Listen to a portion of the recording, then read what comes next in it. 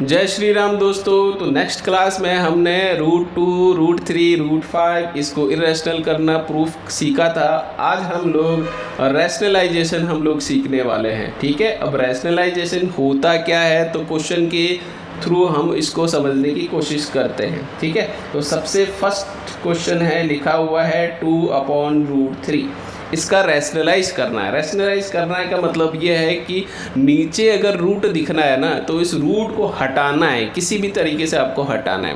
अब किसी भी तरीके से कैसे हटा सकते हैं, जैसे कि आप लोग जानते हैं कि अगर मैं ए जो है ना ए, वो रूट ए और रूट ए से मिलके बना है ना, रूट ए और रूट ए से मिलके बना है। कैसे, मतलब आप इसको क्या लिख सकते हो, रूट ए इंटू रूट ए लिख सकते हो ना। मतलब रूट ए का स्क्वायर हो जाएगा, रूट ए का स्क्वायर आपको क्या मिल जाएगा, ए ही मिलने वाला है। क्या मिलने वाला है, ए ही मिलने वाला है।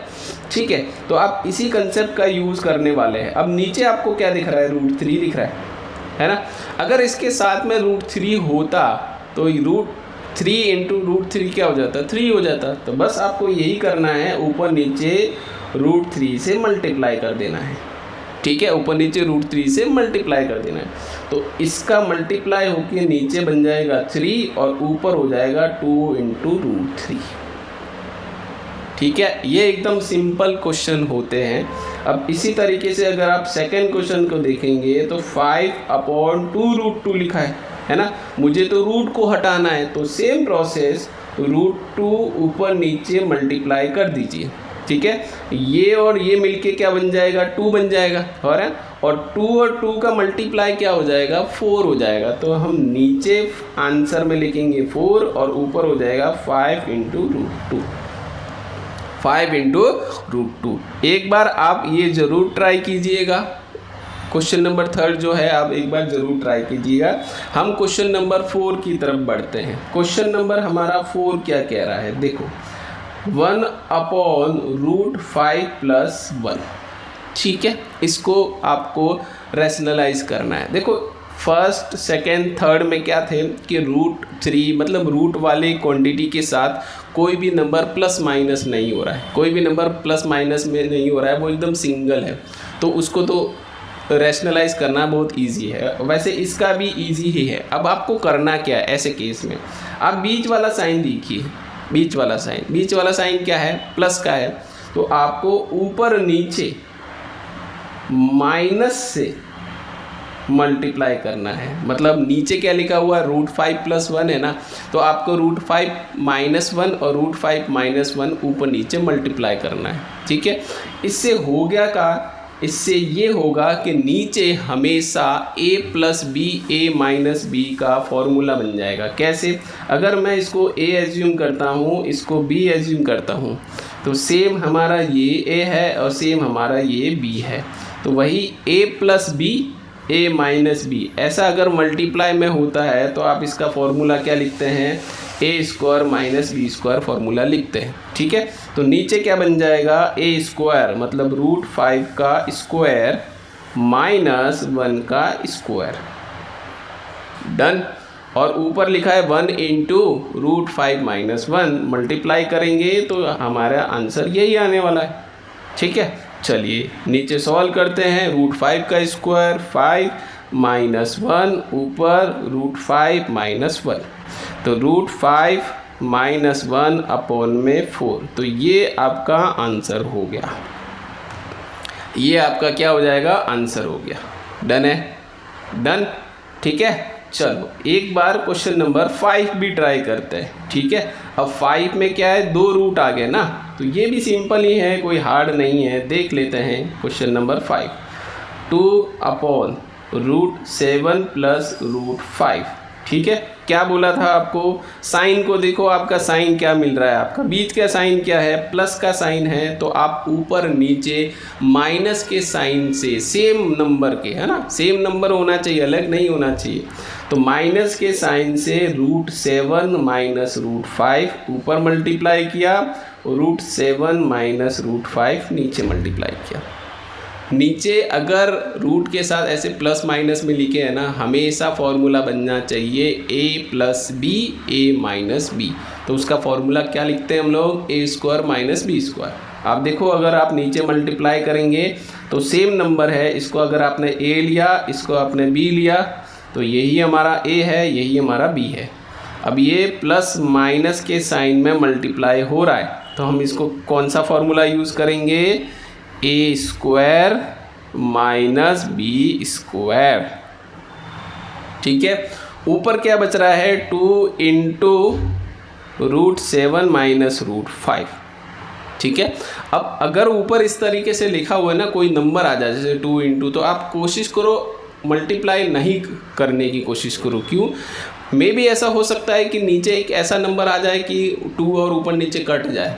अगर नहीं कट रहा है ना, फाइनली आप अंदर मल्टीप्लाई कर सकते हो। ठीक है, तो नीचे क्या बन जाएगा, देखो नीचे बन जाएगा √7 का स्क्वायर क्या हो जाएगा 7, माइनस √5 का स्क्वायर क्या हो जाएगा 5, तो 7 माइनस 5 कितना हो जाएगा 2 हो जाएगा। देखो ये तो कट गया हमारा आंसर,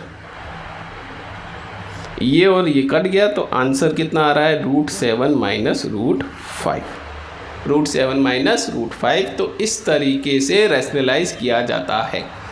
ठीक है, अब ये क्वेश्चन नंबर 6, क्वेश्चन नंबर 7 जो है एक बार आप लोग ट्राई करिए। मैं क्वेश्चन नंबर 8 को डील कैसे करते हैं वो आपको सिखाता हूँ। ठीक है, डन है, तो चलिए फिर सीखते हैं।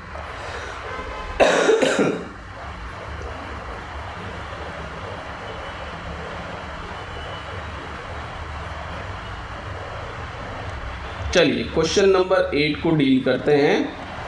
क्वेश्चन नंबर 8,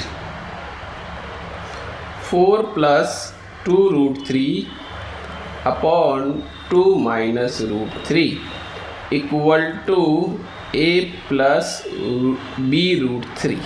ठीक है, अब देखो थोड़ा सा मैंने डिस्टेंस बना के लिखा है, इसलिए लिखा क्योंकि मुझे अभी कुछ करना पड़ेगा इधर। ठीक है, देखो मुझे क्या बोला है कि इसमें आपको a और b की वैल्यू निकालनी है। a और b दो अननोन वैल्यू है ना, इसकी वैल्यू निकालनी है। ठीक है, चलो एक चीज़ बता रहा हूँ मैं आपको, ध्यान से उसको सुनना। देखो जितने अननोन होते हैं ना, जितने अननोन होते हैं, अगर उनको आपको सिंप्लीफाई करना है या फिर सॉल्व करना है, उनकी वैल्यू निकालनी है, तो उतने इक्वेशन का होना बहुत ज़रूरी है। जैसे कि 2x + 5 है ना, अगर आपको यहाँ से x की वैल्यू निकालनी है तो क्या आपको किसी दूसरे इक्वेशन की ज़रूरत पड़ेगी? नहीं पड़ेगी, क्योंकि यहाँ पे एक ही वेरिएबल लिखा है। आप यहाँ से x की वैल्यू निकाल सकते हैं -5/2। ठीक है, और अगर मैं कोई ऐसी 2 वेरिएबल वाली इक्वेशन ले लूँ, ये इस तरीके से, मुझे यहाँ से x और y की यूनिक वैल्यू निकालनी है। क्या वैल्यू निकालनी है? यूनिक वैल्यू निकालनी है। तो क्या मैं इनको सॉल्व करके, x और y को सॉल्व करके वैल्यू निकाल सकता हूँ? नहीं निकाल सकता, किसी भी हालत में नहीं आ सकता। देखो जैसे कि 2x इक्वल टू क्या आ जाएगा 5 - 3y, तो x की वैल्यू कितने आ जाएगी 5 - 3y अपॉन में 2। क्या x की वैल्यू आ चुकी है, प्रॉपर वैल्यू आ चुकी है? नहीं आ चुकी। क्यों? क्योंकि इसके अंदर y एक वेरिएबल पड़ा है। अगर आपको y की वैल्यू पता है तभी आप इसको सॉल्व कर सकते हैं, वरना नहीं कर सकते। ठीक है, तो इसके लिए इन x और y की वैल्यू निकालने के लिए एक और ऐसी ही x और y के टर्म में एक इक्वेशन होना बहुत ज़रूरी है। ठीक है, और अगर नहीं होती है तो हम क्या करते हैं, जैसे कि ये क्वेश्चन नंबर 8 में। ठीक है, तो अब क्या करेंगे हम, देखो इसको सॉल्व करते हैं हम लोग। ठीक है, तो पहले क्या करेंगे, हम दोनों इक्वेशन को एक जैसा बनाने की कोशिश करेंगे, कंपेयरिंग से आंसर लाने की कोशिश करेंगे। क्योंकि इक्वल टू लिखा है ना, तो इधर वाली क्वांटिटी और इधर वाली क्वांटिटी तो बराबर होनी चाहिए। अब राइट हैंड साइड में अगर आप देखेंगे तो इसके अपॉन में कुछ नहीं लिखा है, यहाँ लिखा है, तो इसको हटाने की कोशिश करेंगे। और कैसे हटाते हैं अभी जस्ट हमने सीखा, रैशनलाइज करके। बीच में साइन किसका है, माइनस का साइन है, तो हम प्लस के साइन से ऊपर नीचे मल्टीप्लाई कर देंगे। ठीक है, नीचे हमेशा फॉर्मूला बनेगा a + b a - b। ठीक है, इसको a ले लिया, इसको b ले लिया, इसको a ले लिया, इसको b ले लिया, तो एक बार प्लस में लिखा हुआ है और एक बार माइनस में लिखा हुआ है, तो फाइनली आ जाएगा a² - b²। अब डायरेक्ट कोशिश करने की कोशिश करते हैं। a² मतलब 2 का स्क्वायर कितना हो जाएगा 4, माइनस b² मतलब √3 का स्क्वायर कितना हो जाएगा 3। डन।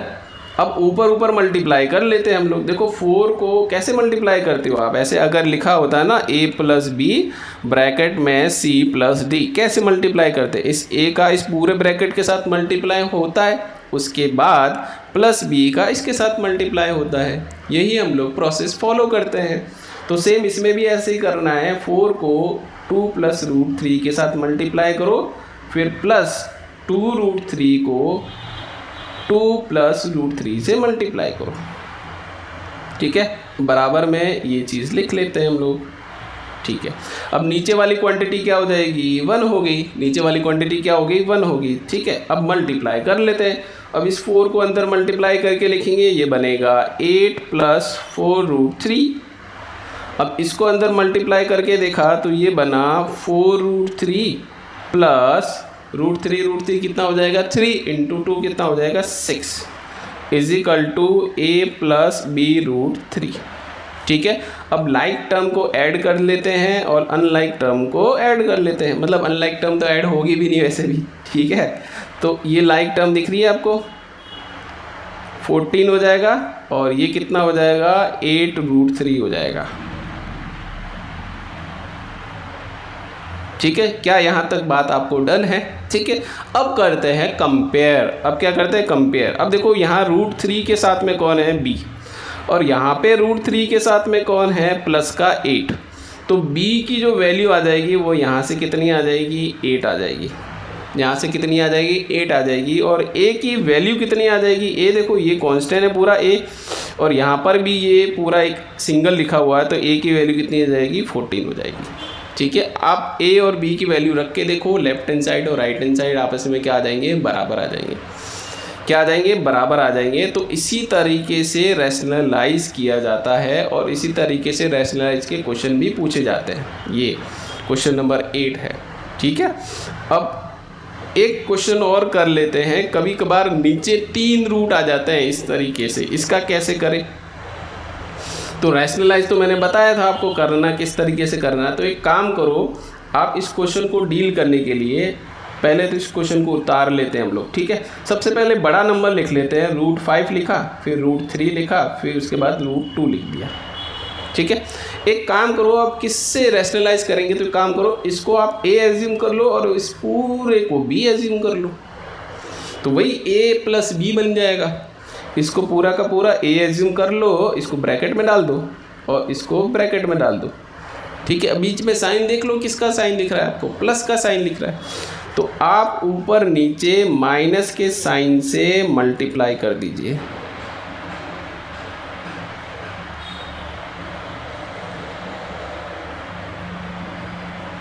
ठीक है, अब इसको प्रोसेस वही सेम फॉलो कर लेते हैं। ये बना हमारा a, ये बना हमारा b, तो नीचे वही बनेगा a plus B, a minus B. a का स्क्वायर मतलब रूट 5 का स्क्वायर कितना हो जाएगा, 5, माइनस b कौन है, b ये पूरा b है, इसका स्क्वायर। ठीक है, ऊपर क्या बन रहा है, 12 ब्रैकेट में। अभी मल्टीप्लाई आपको नहीं करना है, रूट 3। अच्छा, ये माइनस खोल देते हैं हम लोग, मतलब ब्रैकेट खोल देते हैं तो माइनस अंदर चला जाएगा।